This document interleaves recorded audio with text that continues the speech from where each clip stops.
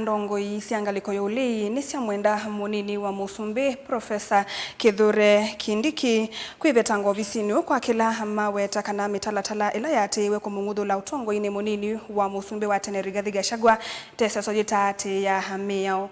Ndongoi Tongwewe ni mutongoi wa chama chao ipa Stephen Kalonzo Musyoka ni Meuweta konana na katiba kandi vailite kwithiwa na Munini oumwe wa Musumbi ki ama Mwenda Prof Kwivetanga Uvisini lina musangi ni watumbanisia mauvu.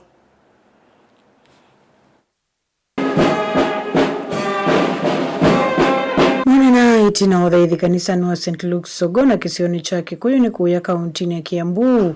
Atongoini Ngaliko ya Ulei ni Meuweta kana Kwenda na utiumwe wa koti. Munini wa Musumbi ulona ng'uthuliwe kivilani Rigathi Gachagua. Tauna iselie kinzi ni wa Iseso Tene Yaatiwe na Miao. Na vala Mwenda Munini wa Musumbi wa uyu Prof Kithure Kindiki Kwivetanga Uvisini na vala Meuweta tawe Uvisini Tene na Miao. Na kananze ya Kenya Miao ya ile kwitha na Munini wa Musumbi. We clearly have a constitutional crisis. As we speak, we do not have a deputy president. We have two deputy presidents. Okay?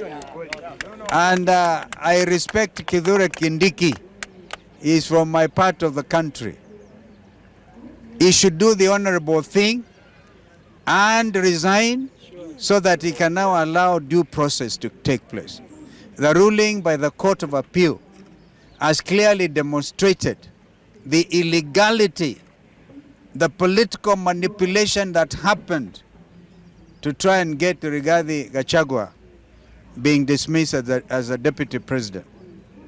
Everybody is subject to the law, but it is now clear that was politically motivated ruling by the partisan judge. And that you are illegitimately in office. You are illegally in office. You are therefore an illegitimate deputy president. Do the honorable thing, Professor Kindiki, and resign.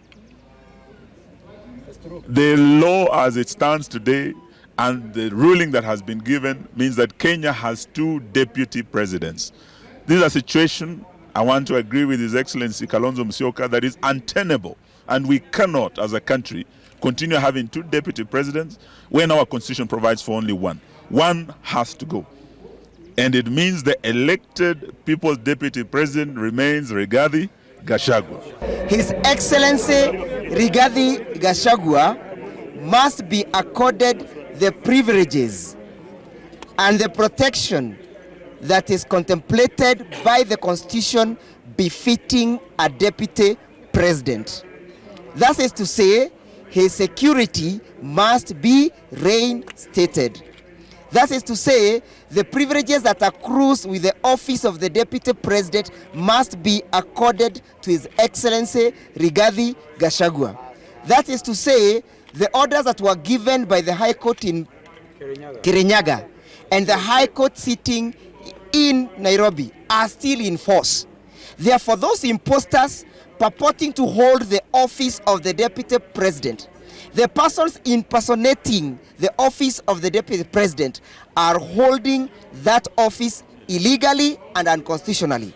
Ndongoi Sya no thingilila kananza mainza ya unyuvani na mevaka IEBC teka mutethesya Musumbi William Butonzini wa unyuvani twendete wangilile miongoli na muonza na kila Meuweta unyuvani uundu na ate ya Mitalatala ila ya ile kindu kila Meuleana nakyo ndea kumaikithisa Kenya maikama kuninza mainza ya IEBC Meuweta Kenya maketangasya nemo Musumbi wo wathanza tu kwa kulea kumukunia kura Musumbi lo ikipilani kwa uyu William Ruto.